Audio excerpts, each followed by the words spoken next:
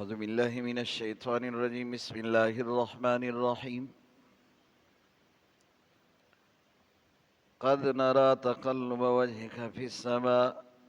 فلنولينك قبلة ترضاها فول وجهك شطر المسجد الحرام وحيثما كنتم فولوا وجوهكم شطره وإن الذين أوتوا الكتاب ليعلمون أنه الحق من ربهم وما الله بغافل عما يعملون.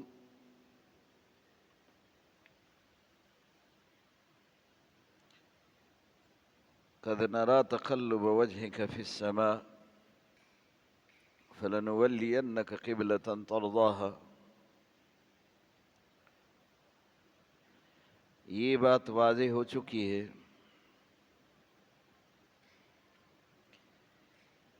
کہ قبلہ اور اس کی سمت، یہ جہت صرف اس لیے مقرر ہے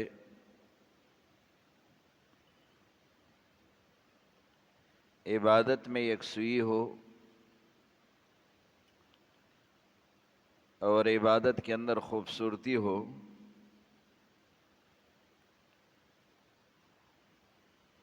سارے افراد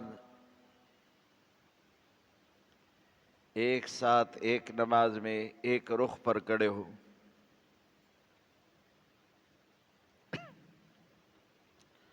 ورنہ اللہ کی ذات ہر جگہ موجود ہے۔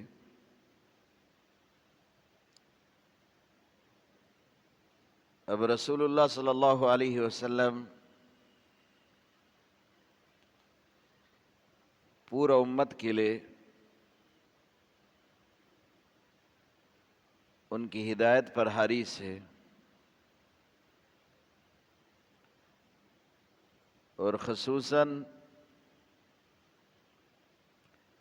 ان لوگوں کے لیے جہاں رسول اللہ صلی اللہ علیہ وسلم نے بچپن سے لے کر اپنے جوانی تک اور نبوت ملنے تک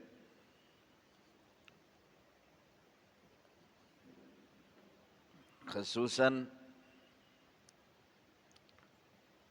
ہجرت تک کا وقت گزارا،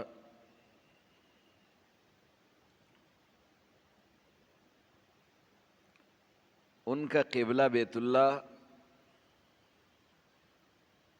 خانہ کعبہ، اور رسول اللہ صلی اللہ علیہ وسلم کو حکم ملا تھا ہجرت سے کچھ عرصہ پہلے کہ قبلہ بیت المقدس ہوگا، تو رسول اللہ صلی اللہ علیہ وسلم چاہتے تھے، دل میں ان کی خواہش تھی کہ اگر بیت اللہ قبلہ ہو تو یہ جو لوگ رسول اللہ صلی اللہ علیہ وسلم کے خاندان اور قبیلے کے لوگ ہیں، یہ ضرور رسول اللہ صلی اللہ علیہ وسلم کی بات مانیں گے اور اس قبلے پر متفق ہو کر ایمان لائیں گے۔ اس لیے حضور صلی اللہ علیہ وسلم کی دلی خواہش تھی کہ قبلہ بیت اللہ ہو، اور اللہ پاک اس آیت میں خاص طور پر حضور صلی اللہ علیہ وسلم کے اس خواہش اور چاہت کا بھی ذکر فرما رہے، اور حضور صلی اللہ علیہ وسلم کا بار بار آسمان کی طرف دیکھنا وحی کی خاطر اور وحی کی امید میں کہ آسمان کی طرف سے حکم نازل ہو جائے اور یہ قبلہ بیت اللہ خانہ کعبہ کی طرف۔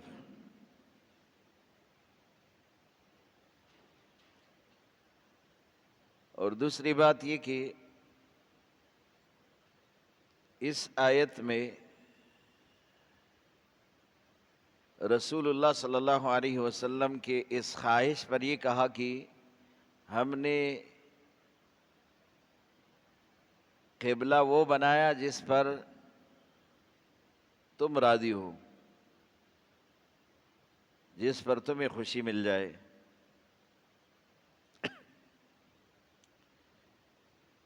اب قبلہ ایک سمت میں کیسے معلوم ہو؟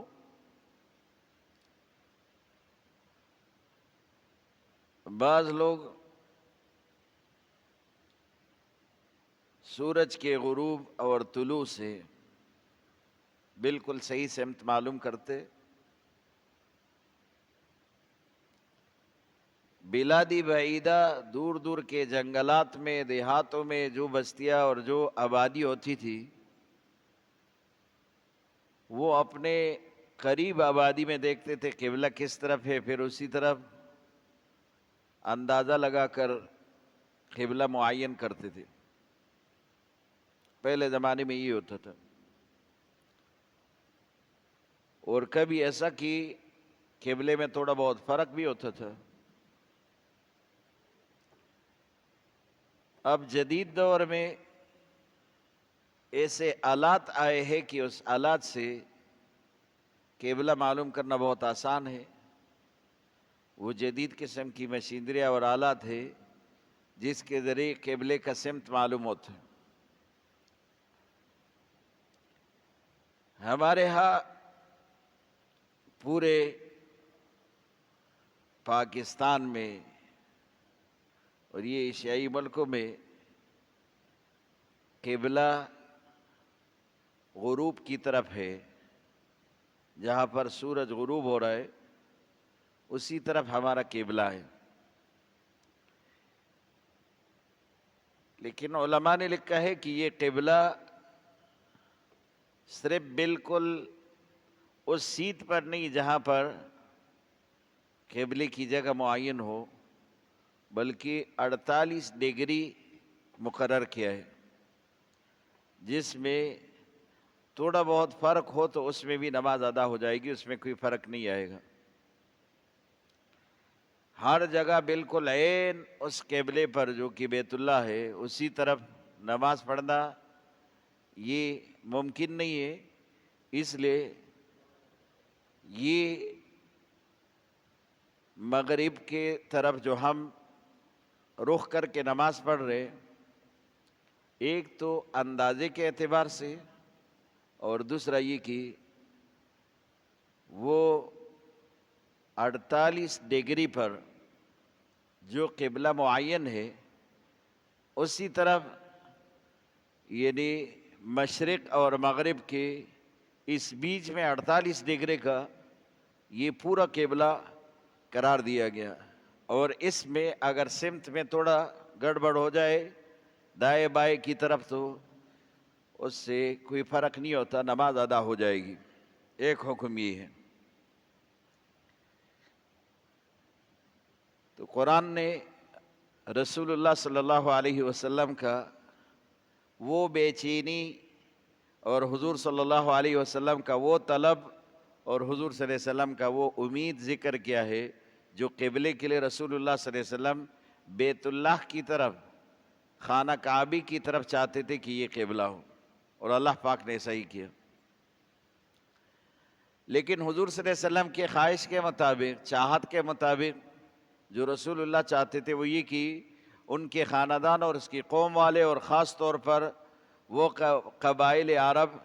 جو رسول اللہ صلی اللہ علیہ وسلم کے خاندان کے ہیں، وہ کم سے کم حضور صلی اللہ علیہ وسلم کے ساتھ اس قبلے میں، جو کہ حضور کا بھی قبلہ یہی بیت اللہ ہو، تو یہاں پر حکم ملا کہ بیت المقدس کی طرف قبلہ ہو۔ اور پھر جب رسول اللہ صلی اللہ علیہ وسلم مدینہ گئے تو 16-17 مہینے میں نے آپ کو کہا کہ قبلہ بیت المقدس کی طرف ہی تھا، تو وہاں رسول اللہ صلی اللہ علیہ وسلم یہ چاہتے تھے کہ چونکہ یہود کا یہ قبلہ ہے اور اسی طرح یہود قریب آ جائیں گے تو حضور صلی اللہ علیہ وسلم اس پر بھی یہود کے ایمان لانے کی امید میں بیٹھے تھے کہ یہ ایمان لائیں گے، اسی قبلے کی وجہ سے قریب آئیں گے۔ لیکن دیکھا کہ بجائے قربت کے یہود اور بھی دور ہو گئے، اور وہ اس کے باوجود کہ رسول اللہ صلی اللہ علیہ وسلم بیت المقدس کی طرف نماز پڑھ رہے اور ان کا قبلہ جو ہے وہی یہود والا قبلہ جو یہود کا قبلہ ہے، اس کے بجائے اس کے کہ وہ رسول اللہ صلی اللہ علیہ وسلم کے قریب آتے، پھر بھی حضور صلی اللہ علیہ وسلم کی بات نہیں مانی اور حضور صلی اللہ علیہ وسلم سے دور ہو گئے۔ اب جب یہود بھی قریب نہ آئے اور ادھر سے جب رسول اللہ صلی اللہ علیہ وسلم جا رہے تھے تو مکے میں ہی قبلہ تو بیت المقدس کی طرف تھا، یہ لوگ بھی قبلے میں رسول اللہ صلی اللہ علیہ وسلم کے ساتھ متفق نہیں رہے، تو اب آزمائش کی یہ گھڑی ختم ہو گئی اور اللہ کی طرف سے حکم ملا کہ اب تم ایسا کرو کہ نماز بیت اللہ کی طرف پڑھو، یہ تیرا خواہش بھی ہے، چاہت بھی ہے اور تیرا طلب بھی ہے، اور تم اسی امید میں بھی ہو قد نرا تقلب وجہک، ہم بھی دیکھ رہے تمہارا چہرہ بار بار موڑنا، فی السماء آسمان کی طرف، فلنولینک قبلۃ ترضاها، ہم بھی تمہارے لیے وہ قبلہ بنائیں گے جس کو تم چاہتے ہو، جس پر تم راضی ہو، تمہارے خواہش کے مطابق، تمہاری چاہت کے مطابق اب یہ قبلہ تمہارا بیت اللہ ہو گیا۔ فولی وجہک شطر المسجد الحرام، اب تم اپنا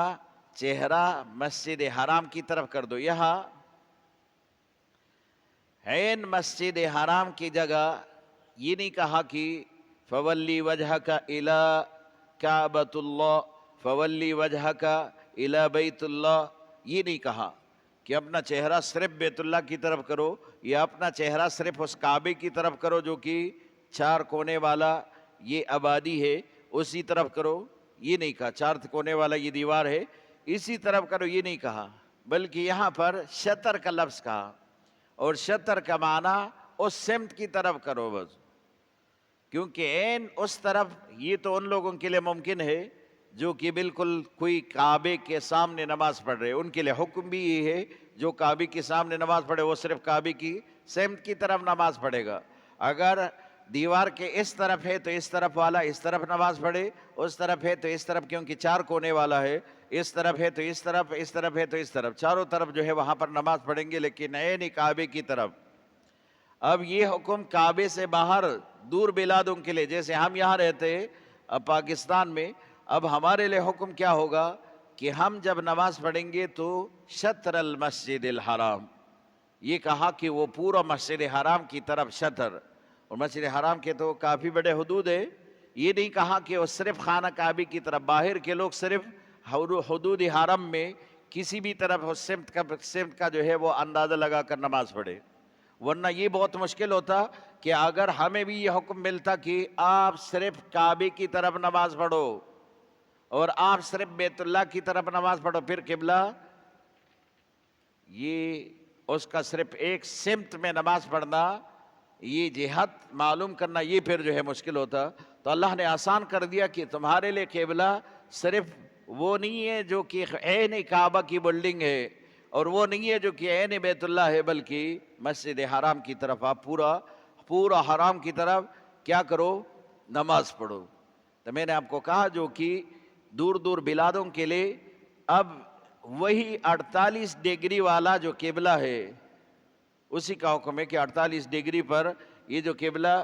بنا ہوا ہے تو اس میں آپ نماز پڑھو، اور اس میں جس سمت میں آپ نماز پڑھیں گے آپ کی نماز درست ہو جائے گی۔ قد نرا تقلب وجہک، ہم دیکھ رہے تھے تمہارا چہرے کا موڑنا، پھر سما آسمان کی طرف بار بار دیکھنا۔ فَلَنُوَلِّيَنَّكَ، اب ہم تیرے لئے بناتے قبلۃً قبلہ ترضاها جس کو تم چاہتے ہو، فَوَلِّ وَجْهَكَ، اب موڑ دو اپنا چہرہ، شطر المسجد الحرام، مسجد حرام کی طرف موڑ لو، اپنا منہ موڑ لو اپنے اسی طرف مسجد حرام کی طرف۔ وَحَيْثُمَا كُنْتُمْ، جہاں پر تم ہو، فَوَلُّوا وُجُوهَكُمْ شَطْرَهُ، تم اپنے چہرے اسی سمت کرو، مطلب پورا مسجد حرام کی سمت پہ اپنے چہرے کرو۔ تو اس میں 48 ڈگری میں یہ گنجائش ہے کہ بالکل عین قبلہ پر نہ ہو، لیکن اس بیچ میں آپ کہیں نہ کہیں جو ہے قبلے کی طرف تو آپ کی نماز درست ہو جائے گی، یہ معنی۔ فَوَلِّ وَجْهَكَ شَطْرَ الْمَسْجِدِ الْحَرَامِ وَإِنَّ الَّذِينَ أُوتُوا الْكِتَابَ، اور وہ لوگ جن کو کتاب دی گئی، لَيَعْلَمُونَ أَنَّهُ الْحَقُّ مِنْ رَبِّهِمْ، وہ یہ بھی جانتے ہیں کہ یہ اللہ کی طرف سے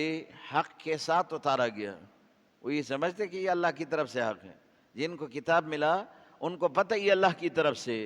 وَمَا اللَّهُ بِغَافِلٍ عَمَّا يَعْمَلُونَ, اللہ بھی غافل نہیں ان کے عمل سے. ان کو بھی پتہ ہے یہ کتاب اللہ کی طرف سے, اور اللہ بھی ان کے عمل سے غافل نہیں کہ ان کے عمل سے اللہ کو کیا ان کا عمل معلوم نہیں. یعنی کوئی بھی انسان کوئی بھی حرکت کرنے سے پہلے یہ ضرور سوچ لے کہ اللہ میرا یہ حرکت دیکھ رہے, کیونکہ اللہ کسی انسان کے کسی عمل سے غافل نہیں کہ انسان عمل کرے اور خدا کو علم نہ ہو. اب عجیب قدرت ہے اللہ کی, اور عجیب سماعت ہے اللہ کی, اور عجیب جو ہے علم ہے اللہ کی. اندازہ لگانا انسان کا یہ بس نہیں ہے کہ انسان جو ہے اس میں اندازہ لگائے. اگر 4 بندے بات کرے, 5-10 بندے بات کرے, تو پھر آپ کے سمجھ میں نہیں آئے گا کہ یہ کیا کہہ رہے, یہ کیا کہہ رہے, یہ کیا کہہ رہے. اربوں مخلوق ایک ساتھ بولنے لگے اور ایک ہی ہر آدمی اپنی اپنی زبان میں, تو اللہ سب کی سنتا ہے اور سب کی زبان کو بھی جانتے ہیں. یہاں تو اگر ایک ہی زبان کے لوگ 8-10 ہو اور ایک ساتھ بولنے لگے تو آدمی کو سمجھ میں نہیں آتا, وہ کہتے ہیں سب خاموش ہو جاؤ, ایک ایک بات کرو. اور یہاں اربوں انسان ایک ساتھ بولے اور پھر زبان بھی مختلف ہو, کوئی اردو میں بولے, کوئی پشتو میں بولے, کوئی فارسی میں بولے, کوئی انگریزی میں بولے, کوئی اسی طرح کسی اور زبان میں بولے, زبان بھی مختلف ہو, تو اللہ پاک ان تمام مخلوقات کے اس کلام میں, ہر کسی کے کلام میں پورا تمیز کر سکتا ہے, پورا جانتا ہے کہ یہ کیا کہہ رہے, وہ کیا کہہ رہے, اور ان کی زبان میں یہ کیا مدعا اور ان کی کیا مدعا, وہ کیا مانگتے ہیں, یہ کیا مانگتے ہیں. یہ سب چیزیں اللہ کو معلوم ہے. اور دوسرا یہ کہ کوئی چیز اللہ کی نظر سے بھی فنا نہیں, وہ سب کو دیکھ بھی رہا ہے. وہ سب کو, ہمیں تو دیوار کے پیچھے کچھ نظر نہیں آتا کہ دیوار کے پیچھے کیا ہے, وہ تحت سرا کے نیچے کیا ہے اللہ کو وہ بھی نظر آتا ہے. اور کتنے مخلوق ہے, ان تمام مخلوقات پر اللہ کی نظر ہے, بلکہ یہاں تک کہ ان تمام مخلوقات کے دماغ میں کیا چل رہے اس پر بھی اللہ کو علم ہے کہ اس کے دماغ میں کیا سوچ ہے, کیا فکر ہے, کیا چاہتا ہے اور کیا مانگتا ہے. سب چیزیں اللہ کو معلوم ہے. اس لیے کہا کہ انہ الحق من ربہم, یہ لوگ بھی جانتے ہیں کہ یہ کتاب اللہ کی طرف سے. وَإِنَّ الَّذِينَ أُوتُوا الْكِتَابَ لَيَعْلَمُونَ أَنَّهُ الْحَقُّ مِن رَّبِّهِمْ وَمَا اللَّهُ بِغَافِلٍ عَمَّا يَعْمَلُونَ, اللہ بھی ان کے عمل سے غافل نہیں. اگر یہ یہود باوجود اس کے کی کتاب کے ماننے والے پھر غلط بیانی کرتے اور پھر عمل ان کا اس کتاب کے متعلق نہیں ہے, کتاب میں جو حکم آیا, تو اللہ ان سے غافل نہیں. اللہ کو تو پتہ ہے کہ اس کا عمل اس دین کے مطابق نہیں ہے جو انہوں نے سیکھا ہے اور جنہوں نے پڑھا ہے کتاب میں, اس کے متعلق نہیں, اس شریعت کے متعلق نہیں. وَلَئِنْ أَتَيْتَ الَّذِينَ أُوتُوا الْكِتَابَ بِكُلِّ آيَةٍ, اگر آپ ان کو جن کو کتاب ملا ہر قسم کی نشانی دے دے. وَلَئِنْ أَتَيْتَ الَّذِينَ, اگر آپ لے کر آئے ان لوگوں کے لیے اوتوا الکتاب جن کو کتاب ملا, اہل کتاب چاہے یہود ہے چاہے عیسائی ہے, ان کو اگر آپ ہر قسم کی نشانی لے کر آئے, مَا تَبِعُوا قِبْلَتَكَ,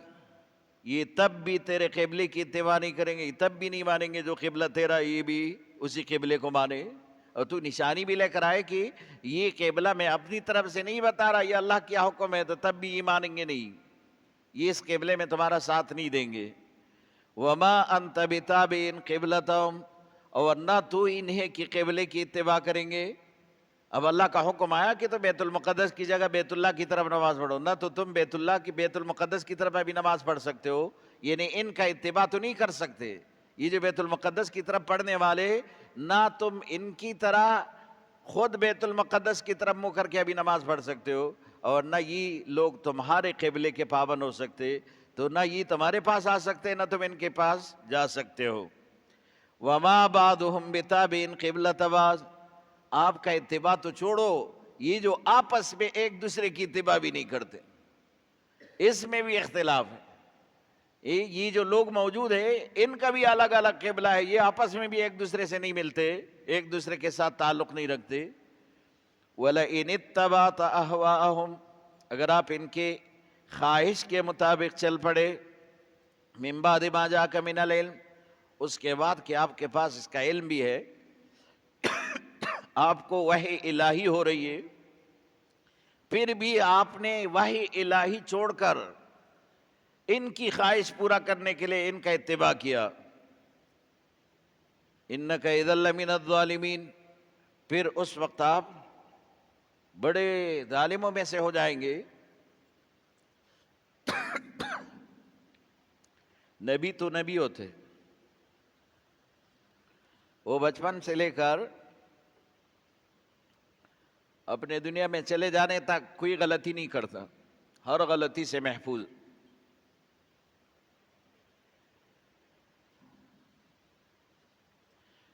اِنَّكَ إِذًا لَّمِنَ الظَّالِمِينَ،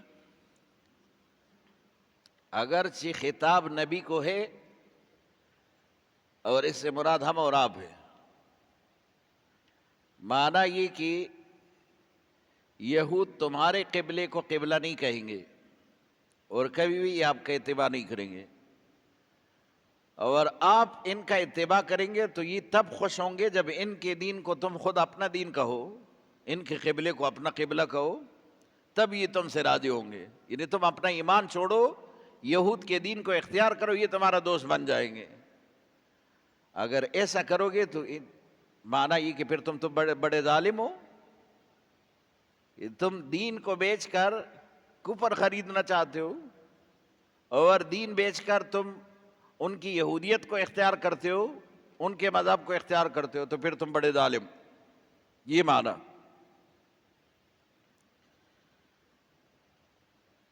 قبلہ میں اب جتنی بھی جماعتیں ہیں سوائے ان یہود کے جو اپنا قبلہ بیت اللہ کی طرف نہیں مانتے، باقی تقریباً اگر مذاہب کتنے بھی ہیں ہمارے ملک میں اور ایک دوسرے کے مخالف بھی ہے، تب بھی قبلے میں ایک قبلہ، ہم سبھی کا ایک ہی قبلہ ہے، ایک ہی قبلے کی طرف نماز پڑھتے، چاہے اہل تشیع ہو، چاہے اہل حدیث ہے، چاہے جو ہے ہمارے علماء دیوبند ہے، چاہے کوئی اور فرقہ ہے، جتنے بھی فرقہ ہے سب ایک ہی قبلے کی طرف نماز پڑھ رہے ہیں۔ اور میں نے آپ کو کہا کہ یہ جہت اللہ کو ایک ہی پسند تھا، اس لیے کہ عبادت کے اندر یکسوئی بھی ہو اور عبادت کے اندر خوبصورتی بھی آ جائے۔ اور یہ میں نے آپ کو بار بار کہا کہ اگر قبلہ ایک نہ ہو اور ہر آدمی کی خواہش اور چاہت کے مطابق ہو جائے تو پھر کیسا لگے گا اگر ہماری مسجد میں کوئی اس طرف منہ کر کے نماز پڑھ رہے، کوئی اسی طرف پڑھ کے، کوئی اسی طرف، پھر کیسے لگے گا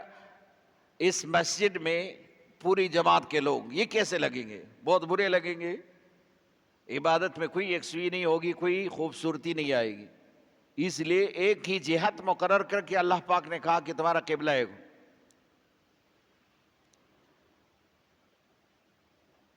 کسی زمانے میں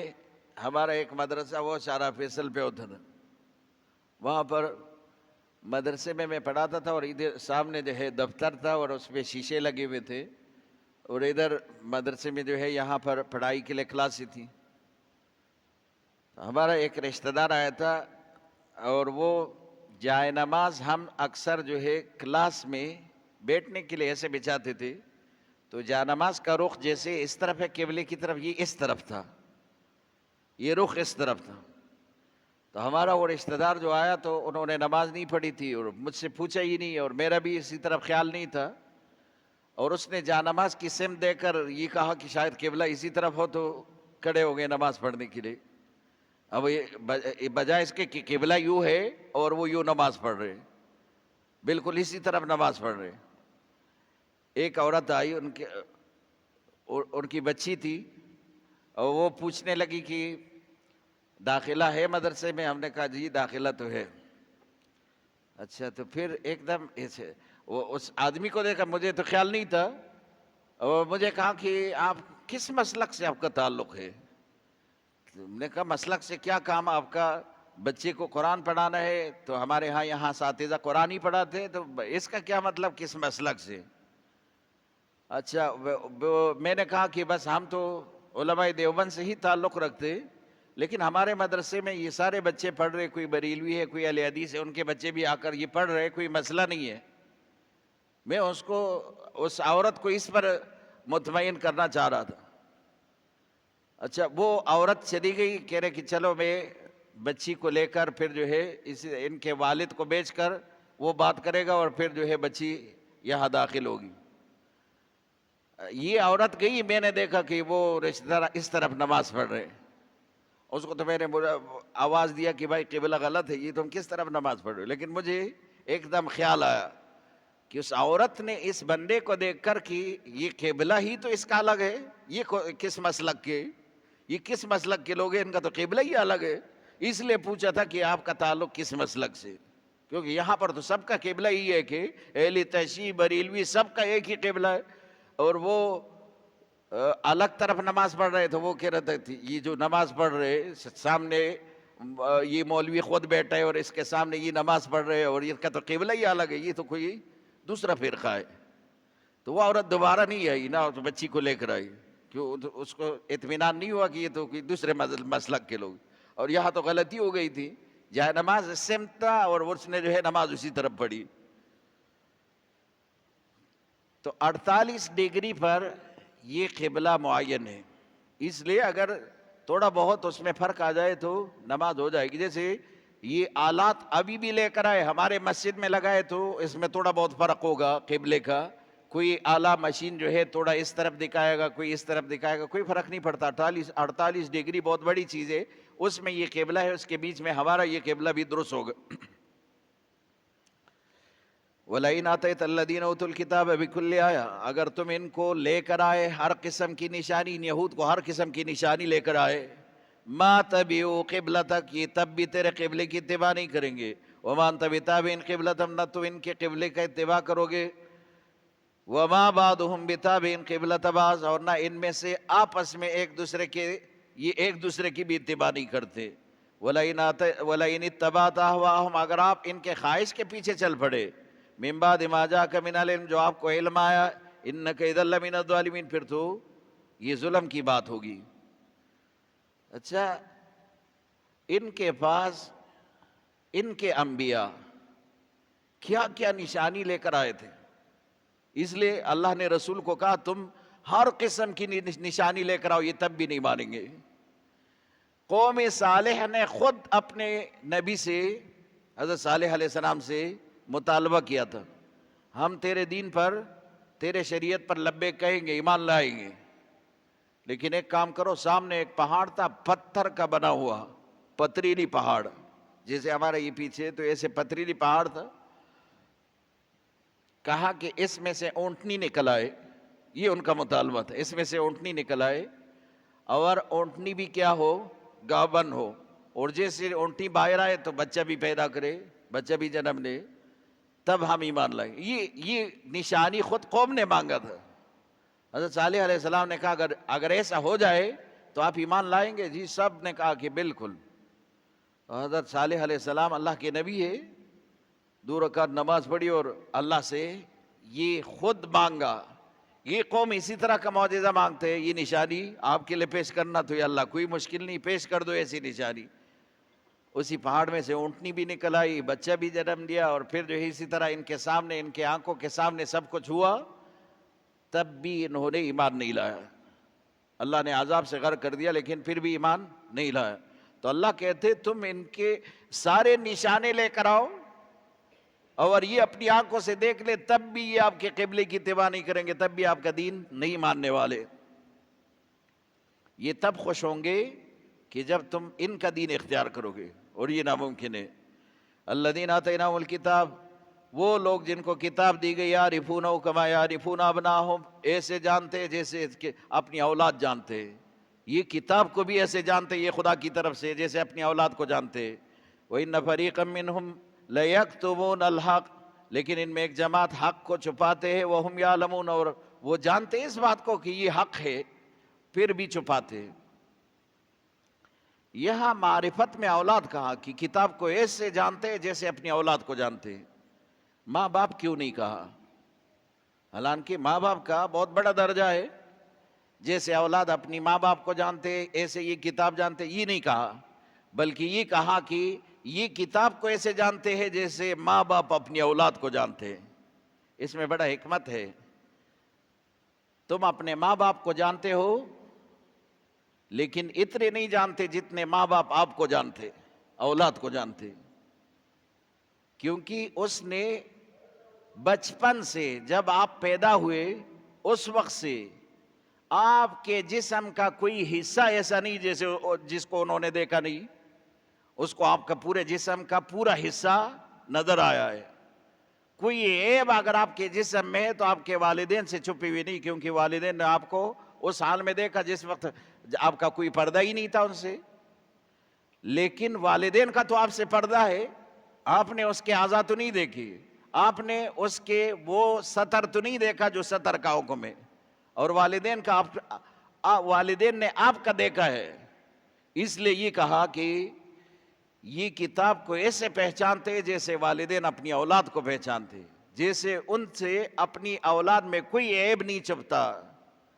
اسی طرح ہر چیز پر ان کا نظر پڑا ہے۔ تو ایسے ان لوگوں نے کتاب کو دیکھا بھی ہے اور سمجھا بھی ہے اور پتہ بھی ہے کہ اللہ کی طرف سے۔ اب اگر نہیں مانتے تو یہ ضد کی بنیاد پر نہیں مانتے، اگر نہیں مانتے تو یہ رسول اللہ سے دشمنی کر کے نہیں مانتے، اگر نہیں مانتے تو یہ اس لیے نہیں مانتے کہ یہ اپنے کتاب کے علاوہ دوسرے کتاب کو اللہ کی طرف سے منزل نہیں مانتے، اس لیے تو یہ دشمنی پر اتر آئے، ورنہ ان کو خوب معلوم ہے کہ آپ جو کتاب لے کر آئے یہ بالکل حق اور سچ کتاب ہے قرآن۔